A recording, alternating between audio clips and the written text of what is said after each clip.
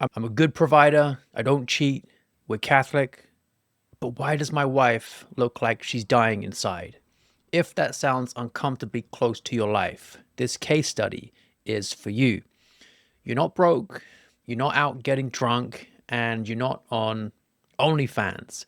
On paper, you're a good man, but at home, your wife is tense, sharp, or shut down, and your kids are walking on eggshells. You feel like no matter what you do, it's never enough. And a dark little thought has started to creep in. Maybe she's just impossible. Maybe this is just my cross. I work, she's miserable. So today I want to show you how that exact story played out for a guy inside patriarchy school. We'll call him Mark, and what he changed step by step to get from I provide, she's miserable to we actually like each other again. So this is a case study, it's not theory, and it's a composite of a few real men's stories from guys that I've coached and also the logs of our AI marriage coach, the Nolan bot. So stay with me to the end because I'll give you a simple weekly checklist that you can start using immediately to stop being just the provider and start being the head your family can rest in. So when Mark came in, he was 43 and earning close to 200K. So he'd done really well for himself financially. And he had four kids under 12. He was a practicing Catholic. And if you saw him at church, you'd probably think good job, in decent shape, nice family, quietly successful guy. But inside the house, here's how he described it. My home feels like a pressure cooker. My wife is always tired, snappy, or sad. The kids are loud, anxious, or on screens the whole time. I feel like whatever I do, I'm the bad guy. Now, he wasn't sleeping much. His chest felt kind of tight all the time, and he'd lie awake scrolling at night, telling himself he was unwinding. And sometimes he'd even binge some porn and feel pretty sick afterwards. His wife's words that finally pushed him to reach out were this: You're here, but I feel alone.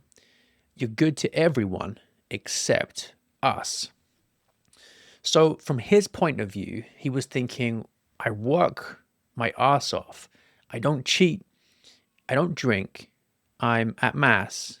How am I still the villain?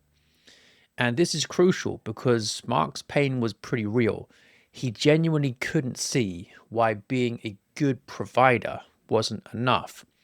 So, husbands, if that's you, I want you to know that this isn't unusual and your wife is not uniquely ungrateful. You're just running the wrong system in your home. So, underneath Mark's frustration was a very common belief: my primary job is money. If I get that right, everything else should work itself out. So his week looked kind of like this: around 60 hours of work, pretty high responsibility and high pressure. Then he'd collapse at home into his phone or just some food or maybe Netflix. And then there were a few weekend bursts of fun, dad, when he felt like he actually had the energy. When his wife raised issues, it was normally about kids' behavior or her exhaustion or just a general lack of connection between them. So she was feeling alone, especially spiritually. And he heard this as ingratitude. You mean after everything I do, she still complains? So he'd either argue or he'd just withdraw or promise to change and then forget. And from a Catholic moral theology angle, here's what's going on there. The Catechism of Trent says that a husband is obliged to provide for his family, honor his wife, and govern the household for the common good. And Casti Connubii adds that this headship is real, but it's ordered to the wife's and children's good, not his own comfort. Mark, though, had reduced govern the household to basically just pay the bills. So he'd kept one part of justice, the material provision, and quietly dropped the rest of his duties of state. So emotional presence, leadership with the children, spiritual headship, and sharing the day-to-day burdens of the home. St. Philip Neri says that men are generally the carpenters of their own crosses. So Mark had been soaring away for years at constructing from some of these failures this cross for himself and hadn't even noticed it.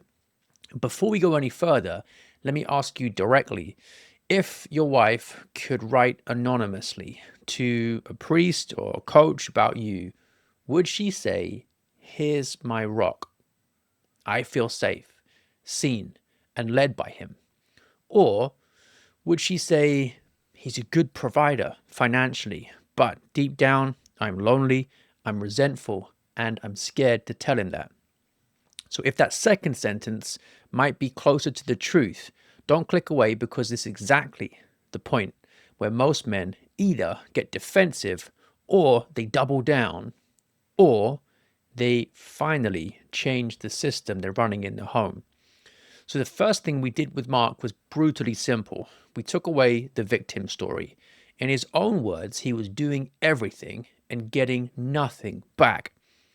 But when we mapped out his week, it looked like this. Work was disciplined. He was engaged and proactive. At home, he was reactive, avoidant, and passive. And his prayer was occasional, pretty distracted, and also rushed. And porn use was occasional, whatever that meant. And it was every time that stress spiked. So I asked him, if your boss saw your effort at home, the way he watches you at work, would he give you a promotion or a warning? And then he laughed and went quiet.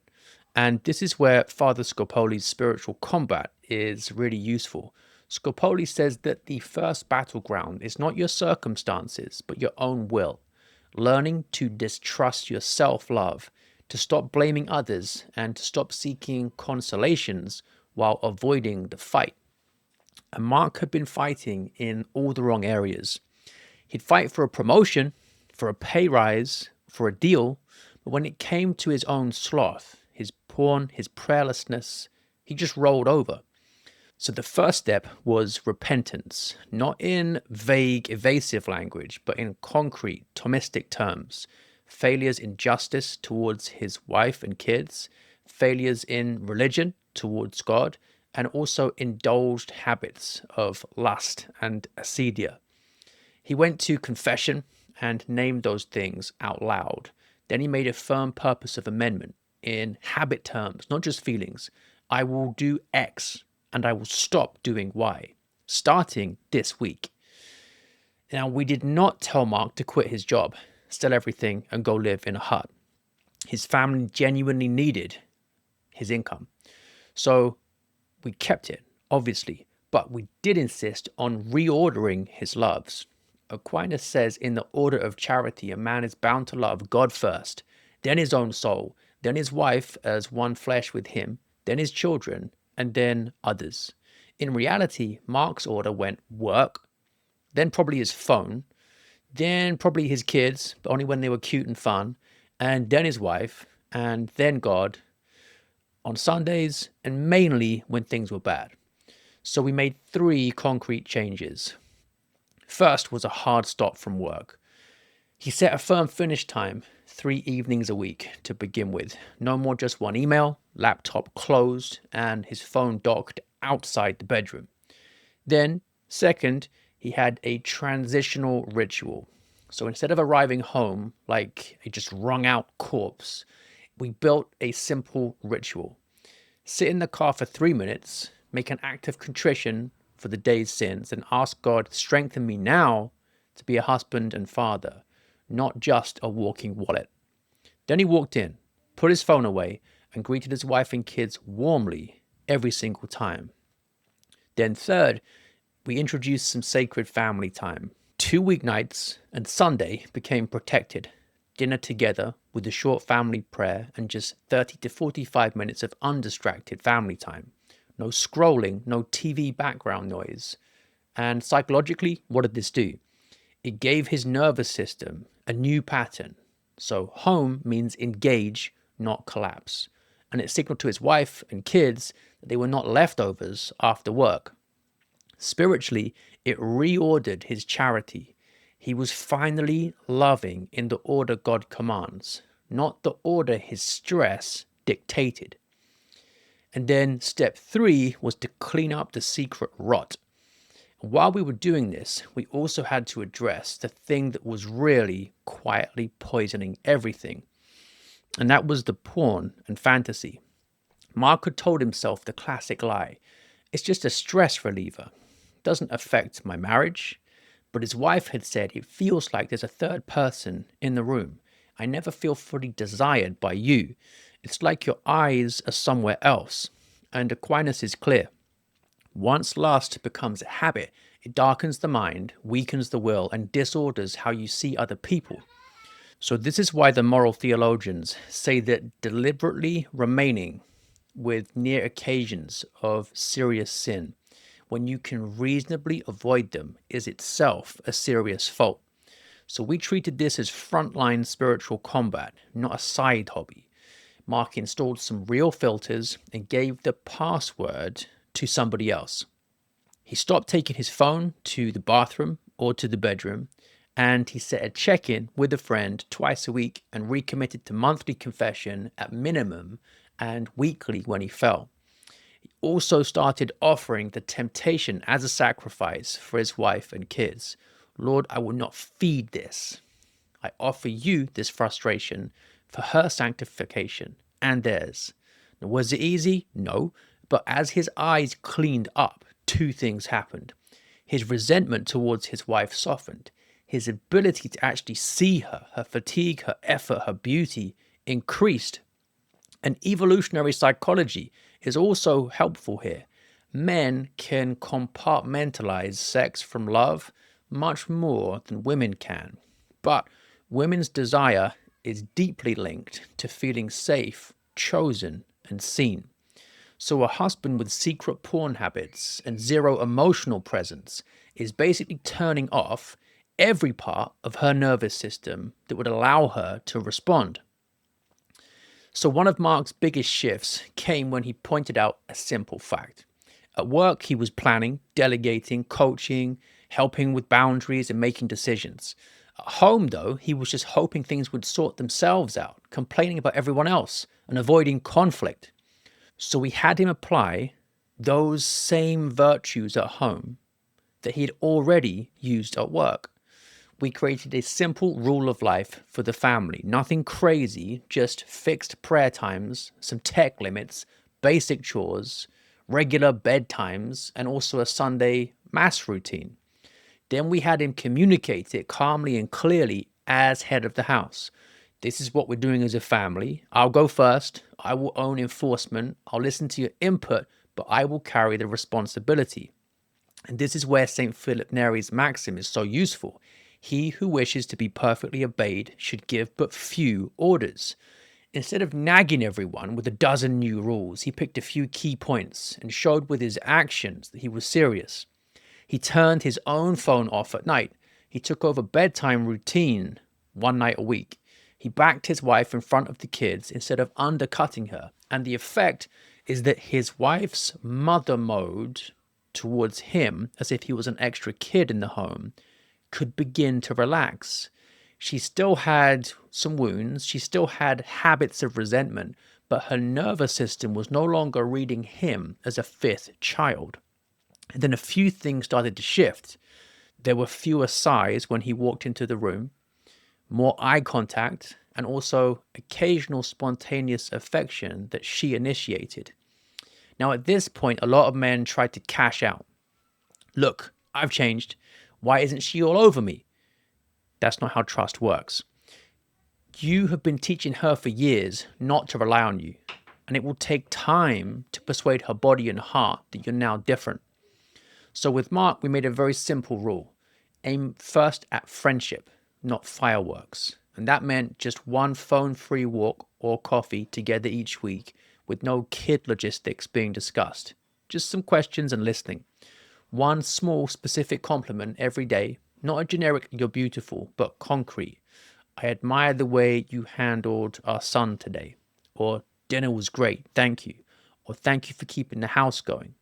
And he also began leading a short prayer for them as a couple once or twice a week. "Lord, thank you for my wife. Forgive me for where I've failed her. Give me the grace to love her as you love your church." If he wasn't praying out loud for her, he just prayed over her in a few simple sentences. Now, from a psychology angle, this was retraining both of them. His brain was learning that home means connect, don't hide. And her brain was learning husband means safe, present, and turning to God. Over months, the marriage bed followed. Not because he learned a dozen bedroom tricks, but because she no longer felt like she was giving herself to a stranger, a boy, or an enemy. So fast forward a year. Are they floating around the house like a Catholic rom-com? No. They still have 4 kids, they still get tired, and they still argue. But Mark wrote this: "My home is not a war zone anymore. My wife laughs again. We pray together. The kids are calmer. I actually look forward to coming home." And from his wife's side, she feels he's finally the man she hoped she was marrying when she said yes at the altar. So why am I telling you this? Not to make you jealous, not to tell you that if you copy and paste his life, you'll get the same results. I'm telling you because Mark is not special. He's not some unicorn man with mystical self-control. He's a very ordinary husband who finally stopped using "I earn good money, I provide" as an excuse, and he started living his whole vocation. If he can do it, you can too, with grace and habit and some help if you need it. So let me leave you with a simple checklist for the next 7 days. Don't try to do everything at once. Just hit these 4 points. First, confession. Name your failures as husband and father honestly, whether it's porn, anger, passivity, prayerlessness, injustice towards your wife and kids. Then ask specifically for the grace to build the opposite virtues. Next, reorder your evenings. Pick 2 nights this week. Have a hard stop from work. Have your phone docked away. Arrive home with a short prayer. Greet your wife and kids warmly, and then 30 to 45 minutes of undistracted presence. Third, own one area at home. Choose one domain to fully own. Bedtime on Tuesdays, Saturday morning activities, Sunday mass plan, or the kids' homework routine, and tell your wife, "You can trust me to handle this without you managing me." Then actually do it. Fourth, a friendship slot with your wife. Schedule one small thing. It could just be a walk, a coffee, or sitting on the sofa with a drink after the kids are asleep for the night. No phones, no logistics. Just ask, "How are you feeling? What's heavy for you at the moment?" Then listen. Don't try to fix right away and don't defend. Now do that for 4 weeks and then see what God does. Now, if you listen to this and you thought, "That's me. I provide. She's miserable. And I don't know how to change this." You don't have to figure it out solo. At patriarchy.com, we take men like Mark or men like you and we walk you through step by step, reclaiming headship without tyranny, rebuilding respect and affection when it feels dead, and also cleaning up porn and anger at the root and leading it home so that it finally feels peaceful. It's not magic, it's habit, grace, and accountability from other men who are refusing to remain boys. So you can start with a free trial and you can test everything, then cancel if it's not for you. If that sounds good and you want extra help, then go to patriarchy.com/start and you can join us inside. If it's not you and you don't want extra help, then I hope this video helped you. In the comments, can you just ask yourself, where do you most recognize yourself in Mark's story? What stood out for you today? Let me know in the comments, And remember, you were not made to be just a walking wallet. In God's design, you're called to be a husband who provides not just financially, but also emotionally, morally, spiritually. Start there, and I'll see you in the next video.